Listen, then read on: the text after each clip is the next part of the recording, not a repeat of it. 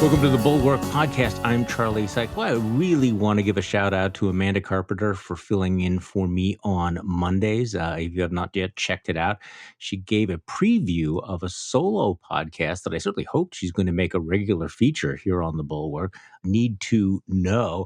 For those of you who have been listening to us, you know what we generally do on this podcast, but just a quick reminder. We do this every single day, and we try to have the most interesting guests in the country. So in the last few days, we've had Tom Nichols, we've had the Washington Post columnist Philip Bump, Jonathan Martin from the New York Times, Dana Milbank from the Washington Post, again, has a new book out, Peter Weiner. In the last couple of weeks, we've also talked with Admiral James Stavridis, former High Commander at NATO, Andrew Weissman, former DOJ official, one of the top officials in the Mueller investigation. We've also been joined by Adam Kinzinger, by Michael Steele, the former chairman of the Republican National Committee, and by The Atlantic's Mark Leibovich, who also has a new book out. And on today's program, I cannot believe that this is her first appearance on the podcast because we've talked about her work for, it feels like many years now. Nicole Hemmer is a political historian at Vanderbilt University who specializes in media conservatism and the far right. And she has a new book, Partisans, the Conservative Revolutionaries Who Remade American Politics in the 1990s. So first of all, good morning, Nicole. Good morning. I'm so glad to be here. So I'm reading the title of this book, Conservative Revolutionaries. That's an oxymoron, isn't it? Isn't it supposed to be conservatives are supposed to be the opposite of revolutionaries. Yes, it's supposed to be an oxymoron, but there was actually really a movement in the 1970s and the 1980s for conservatives to take on a more radical approach to politics. And by the 1990s, that kind of radicalism, that idea that you needed to remake the government, overthrow the current order in the United States, that became a pretty key part of right-wing politics in the U.S. And you've also traced the role of conservative media, which, of course, is one of my interests as well, having been part of it and a theme of this podcast. Every once in a while, people will say, you guys focus too much on the media. Shouldn't you be talking more about politics? But I would argue, and I think you might agree, that you cannot understand the current political moment or the derangement of right-wing politics without understanding the central role that right-wing media has played in the past for decades and continues to play now. That's basically one of the arguments you have made in several books now, correct? Yes, that's absolutely right. That even outside of right-wing media, because we are a democracy, our media environment is a core part of our political environment. The two can't be separated from one another.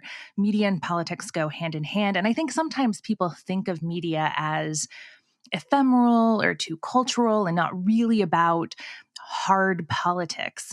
But you can't make sense of what policies get put in place or how voters make their choices without understanding the media environment that they and politicians are sort of soaked in. So was there a moment at which the entertainment wing of the Republican Party became dominant when the Republican Party basically became a creature of its entertainment wing rather than the other way around? Because I still remember when it used to be kind of a talking point on the left that, well, conservative media gets its talking points from the RNC. And after you kind of roll your eyes like, no, I think it's the other way around now. What was the tipping point, do you think? I actually think that it's a longer process, but the 1990s really were an important turning point. And I point to one example from 1992 when George H.W. Bush was running for president. And he's so worried about the challenge that he had faced from Pat Buchanan, the challenge that he was facing from Ross Perot, that he calls up Roger Ailes, who was the producer at the time for Rush Limbaugh's television show. And Rush Limbaugh was such a huge figure in the early 1990s. And invites him to stay overnight in the Lincoln bedroom at the White House. George H.W. Bush carries Rush Limbaugh's bags. It's a story that Limbaugh tells over and over again, like weekly on his radio show. But that's a really important moment. You have advisors to Bush saying, you need to sound more like Rush Limbaugh. And then you have a leader of the Republicans in Congress, Newt Gingrich, who is really focused on rhetoric and words and media. He throws open in 1995, when he becomes Speaker of the House, the doors of the Capitol to radio show hosts all across the country so that they can amplify the message. And I think that that's still Gingrich trying to manipulate these different factions. But you can already sense that something is changing. And by the end of the 1990s, not only do you have magazines like the American Spectator that are setting the conspiracy framework around the Clinton administration, but you have a whole new profusion of right-wing radio hosts. And that really is a moment. Throw in Fox News, and you suddenly have an entertainment complex large enough to start dictating to the Republican Party. Yeah, another frequently told story, of course, is that after the Republicans shocked the world and took control of Congress back in 1994, one of the first things they did when they had their initial caucuses in early 1995, they brought Rush Limbaugh in to speak to the freshman class, right? I mean, so it was this acknowledgement that in many ways they were already a creature of conservative talk radio. Absolutely. They give Rush Limbaugh a pin and a title, calling him the majority maker. And they turn to him for advice for what they should do in this new Congress. And one of the things he says is that you do not waver. If Newt Gingrich wavers on his promises, if he doesn't stay a hardline conservative, then I'm coming after him. And that threat was well understood by Gingrich and the other members of the Republican caucus going into to the new Congress. Well, I'm sorry to say that I have a picture here of a much younger person with much darker hair, me sitting with Newt Gingrich in 1995, where he was appearing on my conservative radio talk show host, and that was a long time ago. But I do think that that was one of the turning points. Okay, I want to take a quick digression. Let's run the tape forward to where we're at now. And this may not be a direct line here, but I was over the weekend was watching some videotapes of something that happened at a school board meeting down in Texas. This is the Grapevine Colleyville School District. It is that's between Dallas and Fort Worth. I'm not all that familiar with the geography down there, but the school board was voting on a set of policies that would limit how teachers talk about race, gender, sexuality. It would affect, which bathrooms transgender students could use, would give trustees greater say over what books are available in the schools. They would be banning, certain kinds of books that would talk about gender fluidity. It would affect the ability of transgender students to participate in athletics. So it was a whole package of things that were being pushed through by this the school board. And they had a hearing the other day.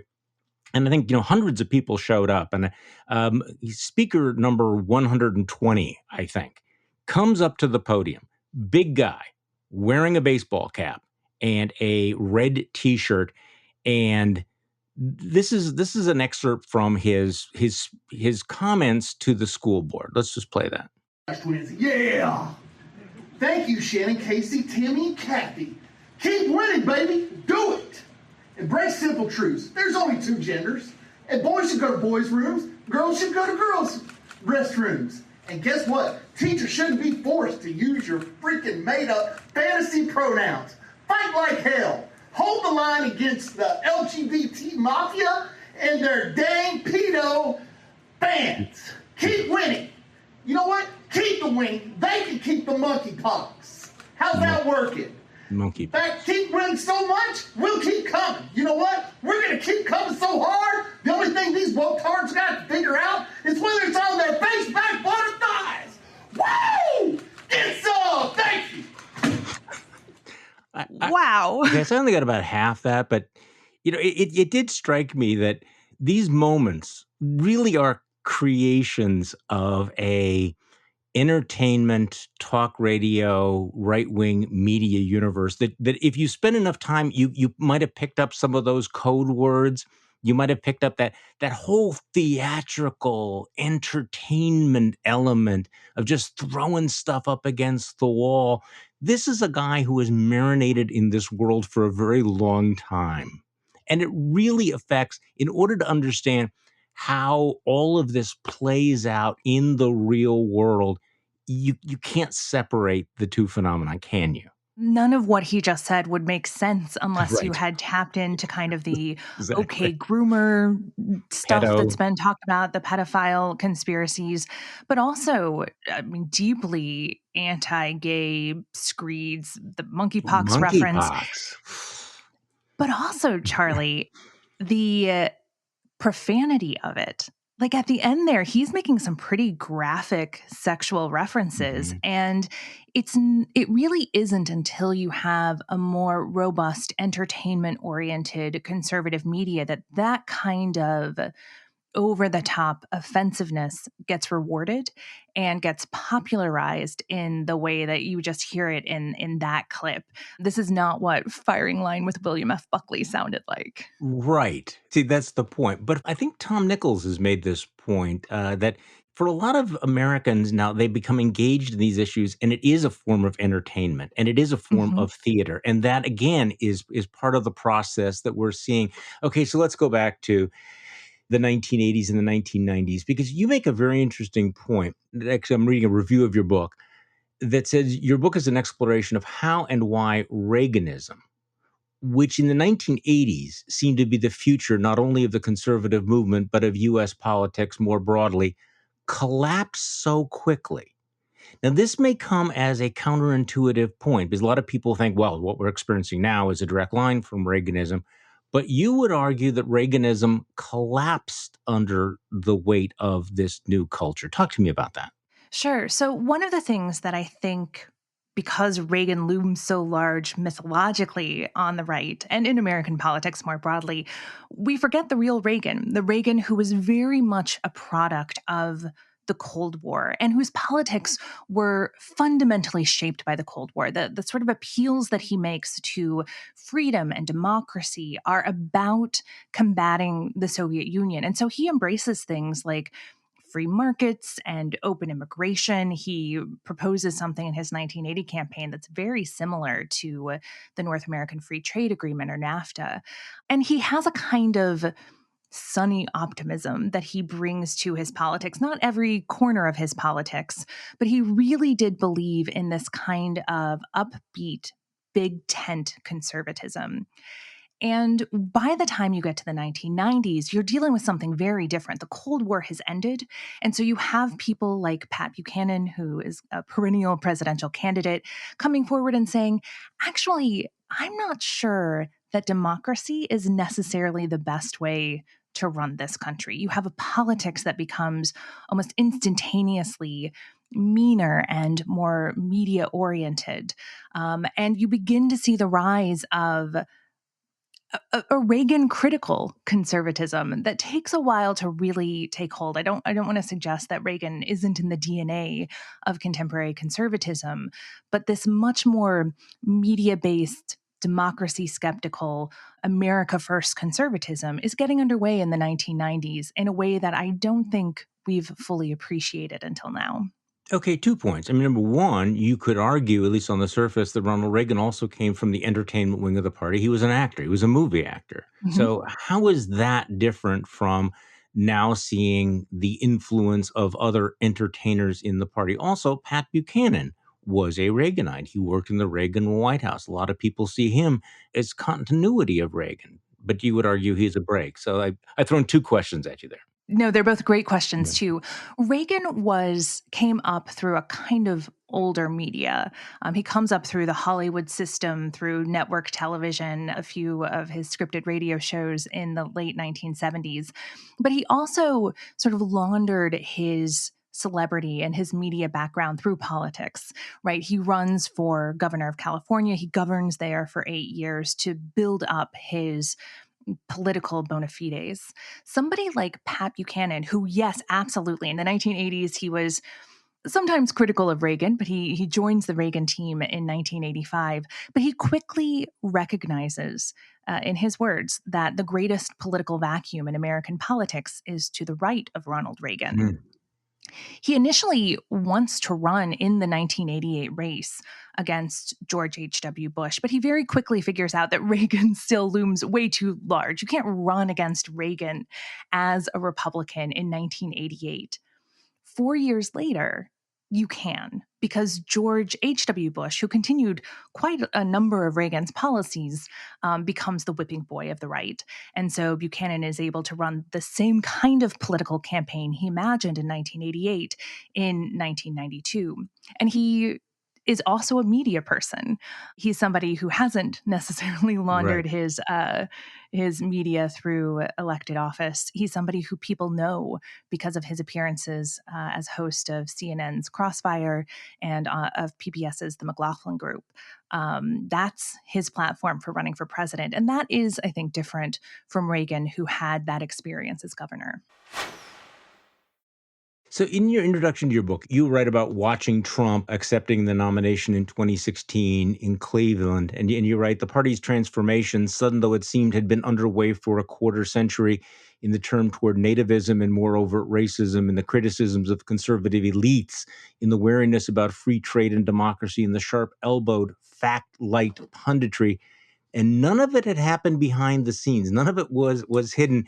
It was all out there in plain sight. But as you point out, too many people were too attached to the idea of the party of Reagan to notice how fundamentally conservative politics had changed. And I'm going to put myself in that category, that I did not fully understand that transformation, how deep it ran. I mean, look, we all saw Pat Buchanan. We knew those people were out there. We never thought me, didn't think they would ever become dominant, but they saw something that a lot of Republicans did not see, right? That's right. And that's, I mean, I think that the nativism is a good place to look. In 1994, of course, Proposition 187 in California brings a kind of nativist politics to the fore. The Republican Party moves sharply right when it comes to immigration, not across the board. There's still an argument being had within the Republican Party. Pat Buchanan in 92 is calling for a border wall. In 94, you have Proposition 187. In 95, you have the publication of Peter Brimlow's Alien Nation, Mhm. which is a deeply racist anti-immigrant screed that Pat Buchanan carries on the campaign trail in 1996. And yet, just 4 years later, you have George W. Bush become president. And he is somebody who is pro-immigration reform, somebody who wants there to be this warmer, kinder conservatism, especially when it comes to immigration. And Charlie, what happens? By 2006, 2007, he runs straight into the, the wood thrasher of the Republican base. There is an absolute mutiny among nativist base Republicans against George Bush's proposed immigration reforms. And that comes up again and again throughout the 2010s until Donald Trump is able to put it front and center in the presidential campaign of 2016. So it's there.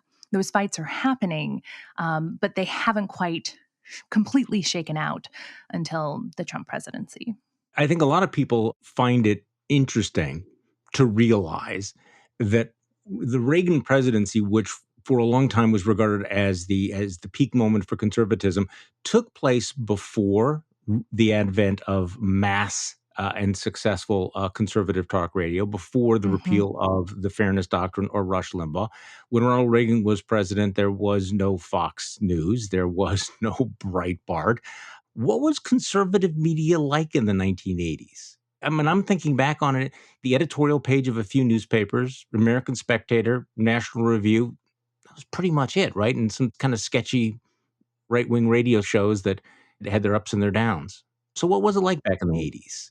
It was a little thin on the ground. So, in my first book, Messengers of the Right, Mhm. I write about this first generation of conservative media activists who are building conservative media outlets, but many of them are sort of on the wane by the Right. mid to late 1970s. And so these radio shows that had been really popular, a couple television shows, they disappeared before Reagan appeared on the scene. And in a lot of ways, you didn't necessarily need robust conservative media because you had Reagan out there who had, in his own way, sort of sucked all of the oxygen out. You had Reagan critics who were trying to pummel Reagan. So you had things like Richard Vigueries' Conservative Digest, a publication of the New Right. But it really had to pull its punches. Human Events. Human Events was out Yeah. there. And even then, like Conservative Digest folds by the end of the 1980s. There's not a robust conservative media because Reagan doesn't need the help. And there's not a lot of appetite for criticism of Reagan from the right. And so, you have, as you mentioned, a handful of magazines. You have, at that point, you have crossfires on the air, so you can hear some conservative voices, but it's just not very robust. It's once Reagan wins sort of back-to-back landslides and media outlets begin to realize that there's a real market for conservatism in the United States, not just in politics, but in media, that there's a more openness to innovation. And then you get the rise of cable, which allows for a kind of narrowcasting that allows for more targeted political messaging and entertainment. And that really opens the door to something new. So that also gave Reagan a little bit of elbow room, though, right? I mean, Hmm. he didn't have these loud, loud, loud voices that would whip him when he talked about being the shining city on the hill. If we must have walls, they have to have doors. He was not going to be lambasted in 100 different right wing websites. So he had a certain freedom of movement that conservative politicians of later generation no longer enjoyed. Correct? Yeah, and that's something that you see, Reagan raises taxes twice in Right. his first term after his tax cuts. He opens up conversations and negotiations with the Soviet Union, something that his conservative critics hated. I mean, they threw some of their sharpest insults at Reagan during those moments, and they want to have more power, right? They want to be able to hold conservative presidents to the party line, but they just can't do it with Reagan. And so Reagan's allowed to govern.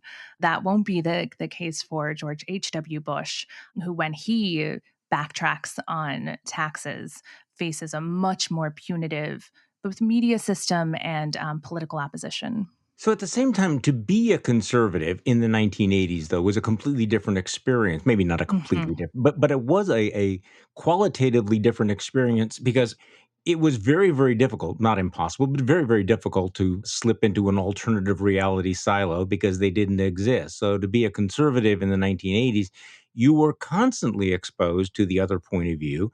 You were constantly exposed to a mainstream legacy media, which reported the news. So we were more of a unified political culture in the sense that at least you had the same rough set of facts and issues.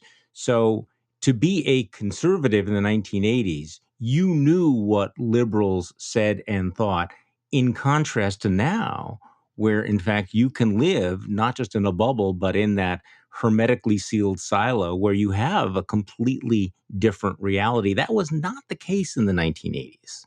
That's right. In the 1980s, if you saw a conservative on television, for instance, they were often in conversation with a liberal or in debate with a liberal. That was the political entertainment of the day. It was this kind of left-right sparring. And so conservatives had to engage with liberal ideas because that was the structure of political programming at the time. You hadn't yet cracked the code for how to make conservative media profitable and all encompassing. There just wasn't the space for it yet. There hadn't been proof of concept yet.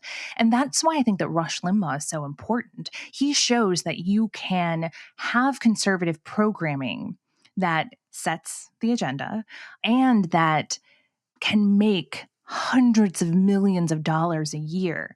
And that is something that had never been the case when it came to conservative media. And I think that throwing in that both the entertainment incentive and the money incentive really did change conservative media and how it grew over the next few decades. This is an important thing, and I keep using the word the entertainment wing because, and you write about this very, very effectively, because it's important to understand that we're not just talking about right wing, left wing politics. We're talking about the line between entertainment and Mhm. politics, which was blurred.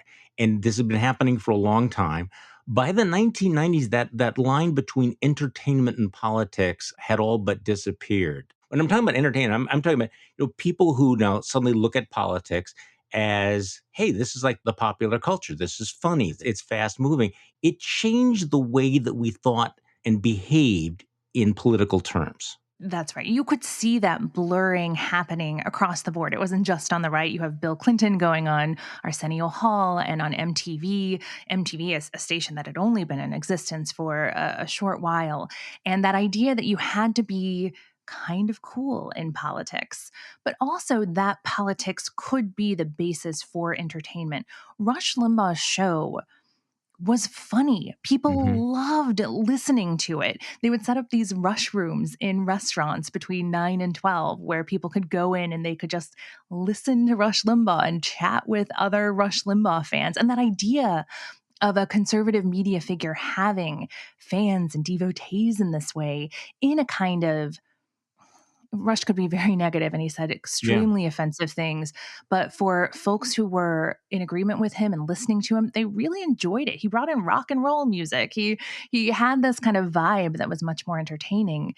And the other example that I use in the book that I think is really important is Bill Maher's Politically Yeah. Incorrect, which was a comedy show that was sort of the predecessor in many ways to The Daily Show, but that was very focused and very insistent, Bill Maher was, on mixing actors and comedians and political people. And he always wanted to have a conservative in one of the four guest chairs on his show. And it's where a whole generation of conservative pundits learned to do politics through comedy and outrage.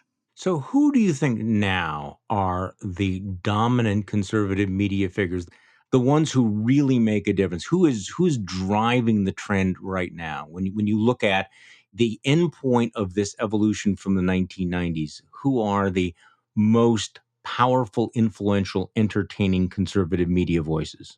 Right now, no one looms larger than Tucker Carlson. He is the person, the host on Fox News, who has embodied the Trump message in a way that his audience really responds to and that has a real agenda setting power. At the same time, because this world is so big, there are so many podcasts and social media feeds that I could name. There's a podcast called Ruthless that has a Mhm. huge audience and that really leans into entertainment.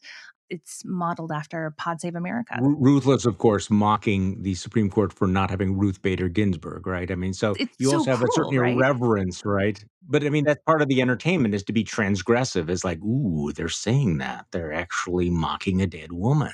Cool. People love that Yeah. that sense of transgression, that idea of like drinking liberal tears is such a strong motivation and has a real power.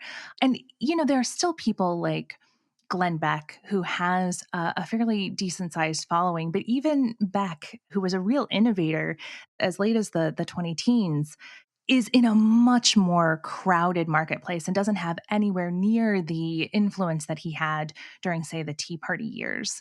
And I would even throw in, though I probably wouldn't have 10 years ago, a figure like Alex Jones, who, even though he's not really a mainstream conservative, has influenced so much of the way that the right talks about politics. Ideas like false flags and crisis actors and pedophile rings, like that language and those ideas that were fostered and festered on Alex Jones's show have become a part of mainstream conservative politics and mainstream conservative media. So let's connect these dots a little bit more here. So we have the entertainment wing of the party, the blurring of the lines between entertainment and politics.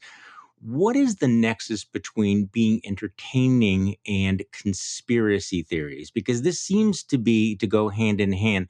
The belief in the secret knowledge. Is that what they're peddling? Is that Mhm. not only we're being transgressive and entertaining and funny and saying things that nobody else will, but we are telling you the real story about the pedophiles and the pizza rings and all of that sort of thing. I mean, was that inevitable? Is that deeply ingrained in this process, the conspiracy theory? Because I think a lot of people are looking at the environment going, how can tens of millions of people believe things that are just clearly flat out, demonstrably bullshit?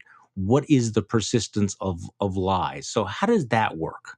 It is very deeply rooted. Conspiracy theories have been part of conservative media from very early on, but without going all the way back into like the 1950s and fluoride and communists. But you kind of Even if have you to, look, right? you kind of have to because Yeah. it's there, right? The paranoid style in American politics, which still is great, was written in 1964. Right. And you could apply that, right, to what's happening now. So there is a long history of that sort of thing. And it's embedded there in the very raison d'etre of conservative media, this idea that you need to trust us. Mm-hmm. You tune into us because we're right and because we're right. We're right wing and we're right.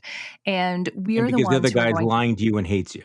Exactly. Okay. Exactly. So you have to trust us. And once you have that kind of loyalty and trust, it is very easy to manipulate. It is very easy to turn conspiratorial, particularly when you frame your opposition as the enemy. And gosh, you see this, Charlie, in the 1990s in the conspiracies about the Clintons. Now, the Clintons were not a clean, perfectly running, ethical administration. But the conspiracy complex around the Clintons, including things like the Clinton body count and these tapes like the Clinton Chronicles, which was this conspiracy videotape that circulated all through Congress and that was funded by Jerry Falwell, like that became the bread and butter of conservative media in the 1990s. And once you have the internet and social media, it really gains traction because it fits so neatly into the political idea that there is a liberal elite and then ultimately a conservative elite who are lying to you. And you need to see through those lies in order to see the truth. And that kind of discrediting is absolutely core to the project of conservative media, certainly today, but it was there in the past as well. Well, and also, of course, hand in hand with that is the delegitimization of any of the traditional media by pointing out the Hmm. bias. But the bias was real, it was Hmm. there, and it gave conservative media a foil. So I guess the question is flipping it around. To what extent did the media not see the way that it was being perceived by many people? How were they unable to counter the accusations of bias?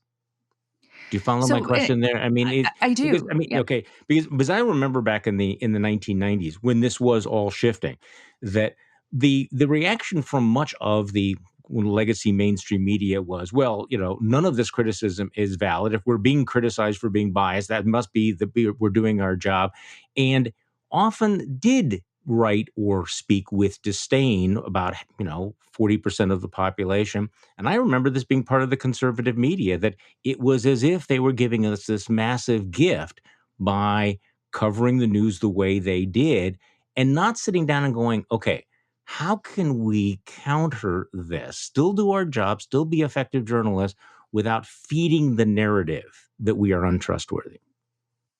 Yes, there was such a vested belief, especially, in the 50s and 60s and 70s and 80s, in this idea of objectivity and that journalistic practices would lead to objective reporting.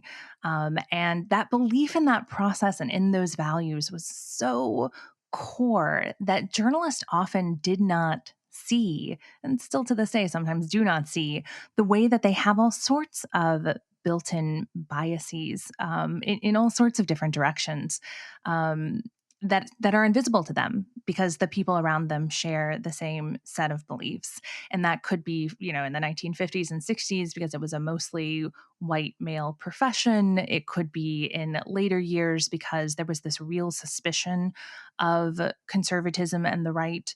It's something that you see in the early 1960s. You see all of these pieces come out about the radical right and the John Birch Society, and they were right.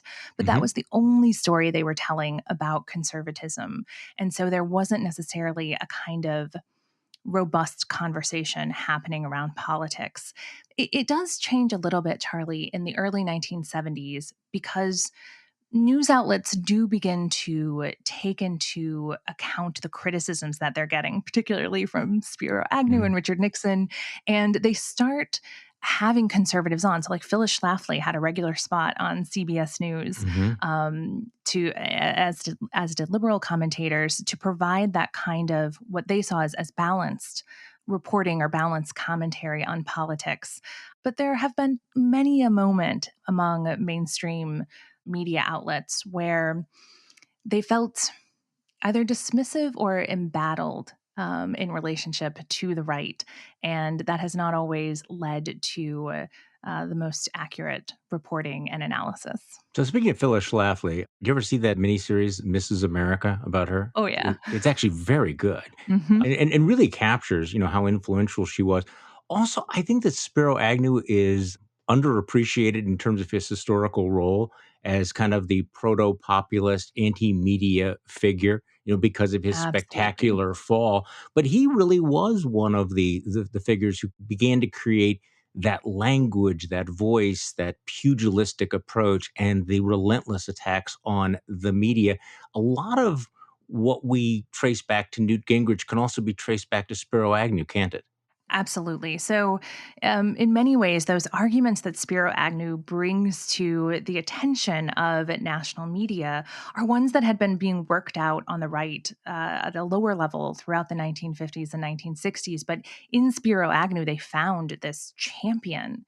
And he was sort of Richard Nixon's attack dog. And so he was throwing a lot of punches. A lot of his speeches were actually written by Pat Buchanan, who was working for the Nixon administration. And on the right, Richard Nixon, they were kind of suspicious of. They saw him as too moderate and not a real conservative, but they loved Spiro Agnew. When the Watergate crisis first started to break, they were kind of like, well, it's not the worst thing in the world. I mean, it could end up that Nixon is forced to resign and we get Spiro Agnew as president, and that would be an amazing outcome. Obviously, history went a little differently, but he really was a champion of a cause that conservatives had been trying to promote for decades, and he brings it to the fore of the conversation. So on this question of, the conspiracy theories and the disinformation and the misinformation, and I'm sort of working this out as I'm listening to you here, a lot of the critiques seem to be making the category error of not fully understanding this entertainment transgressive element of the right-wing media. And that's a way of backing into the question. You have millions of people that believe things that are not true. There's a human instinct that if you're lied to, that you resent it, you push back against it. We have millions of Americans that are being lied to on a regular basis, and they don't seem to mind. What is the mentality? Do people believe what they get, fed through some of these entertaining right-wing media? Or is that part of the entertainment? Like, I kind of believe it or I kind of don't believe it, but this is kind of fun stuff. Do you understand what I'm saying? I mean, that maybe Yep. when we on the outside are asking the question, true or false, category error, because that's not the way this new media functions. It's like a completely different organic creature. In my experience, one of the things people get wrong the most when it comes to conservative media is they see the audiences as kind of sponges that just soak up everything that they're told and believe everything that they're told. I don't think that's actually the case. I think it is a mix of, yes, they believe some things that are not true. They say that they believe certain things that are politically advantageous to say that they believe. One person might believe that the election was stolen. Another person might believe that it is better to say that the election was stolen, even if there isn't evidence, and that there is something powerful about having someone who represents you say something that's not true and you all go along with it, and there is nothing anyone can do about it. There is this kind of power in that. Transgressive is a good word for it, of being able to just lie and have there be no consequences. It's a way of saying kind of F you to folks who are fact checkers or who care about accuracy, that you're not playing by their rules. And that idea of, I'm not going to do it the way that you want me to do it, is so powerful on the right. It's something that Trump really gave voice to, but even before Donald Trump, that had been, it had been there in the Tea Party. It had been there in conspiracy theories about Vince Foster, who worked for the Clintons and committed suicide. It's a mix The of birthers. motivations. Yeah. Birtherism, absolutely. We haven't talked much about Trump, but I think a pretty obvious point is that he understood these trends of the conservative media at a visceral level and probably grasped it more than any other presidential candidate in recent history. Donald Trump is very much a creature of this conservative media environment, which also means that when he passes from the scene at some point, that this environment stays, right? I mean, you described, the developments have led to the triumph of this, more sinister, less conciliatory conservative politics, and despite all the reverence for Reagan, the Republican Party is no longer the party of Reagan. It's not going back to the party of Reagan. It may be the party of Trump now, but it has taken on its own life, right? I mean, even if Donald Trump is hit by a meteor tomorrow, all of this remains in place. And there is this atmosphere, there is this style, there is this constituency that demands certain kinds of approaches. And that's not changing anytime soon. Correct? All of the incentives in media and in politics right now on the right are pushing not only in the direction of Donald Trump, but potentially past Donald Trump and into something even further to the right, even less interested in small d democratic governance. So unless you change those incentives, Donald Trump was a master practitioner of a craft that he had been watching for years, right? He could watch somebody like Lou Dobbs espouse birtherism on CNN and then on Fox for years and kind of see like what is it that people are attuned to? What are they responding to? Are they responding to the Ground Zero Mosque and creeping Sharia? Are they responding to the birtherism stuff? Is it the anti-immigrant screeds? And all of that is something that Donald Trump picked up on, but that pre-existed him and will long outlast him. And that's one of the key points. If you spend time watching these things, picking up on the chyrons, picking up on what the memes are, that's what Republican politics is going to be maybe in a month, 2 months, 3 months, 4 months, because they are downstream from that. So, Nicole Hemmer, what does it take to break this cycle? Because as it strikes me that everything that's happening has gotten worse in the last few years and is going to continue to get worse in terms of the intensity, the competition to peddle the stronger meth out there to keep the outrage machine revved up. What does it take to break this cycle, if anything? I can't be terribly optimistic on this front because, like I said, the incentives are all hoping pushing in one direction. Yeah, they I are. know. Yeah. I could come up with something Pollyannish, but Yeah. I mean, the thing to keep in mind is that right now, what the right is interested in is power.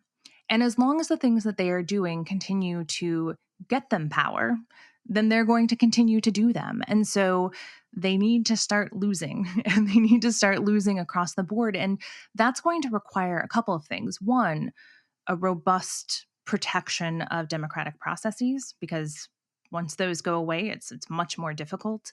And it is going to require both the Democratic Party and pro-democracy conservatives to make sure that they are offering the American people help, that they are providing them with politics and policy that makes their lives better and gives them something alternative to vote for. Because if they're not doing that, then it is very easy to be wooed away by the people who are telling you very entertaining lies.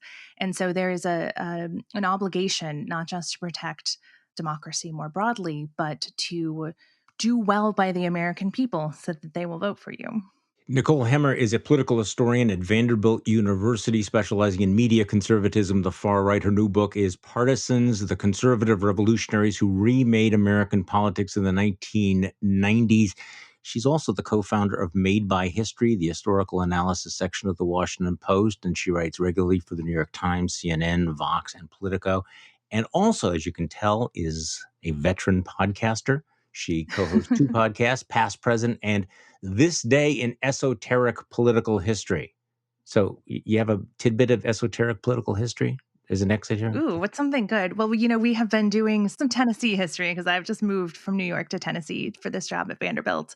And so we looked a little bit at Johnny Cash hanging out with Richard Nixon in 1972. There were a lot of country music stars who were in support of Nixon's reelection campaign, including Johnny Cash, who talked to Nixon before he endorsed him about the importance of prison reform. Now that is esoteric. Nicole, thank you so It much for joining us on the podcast. Thank you. The Bulwark podcast is produced by Katie Cooper with audio production by Jonathan Siri. I'm Charlie Sykes. Thank you for listening to today's Bulwark podcast, and we'll be back tomorrow to do this all over again.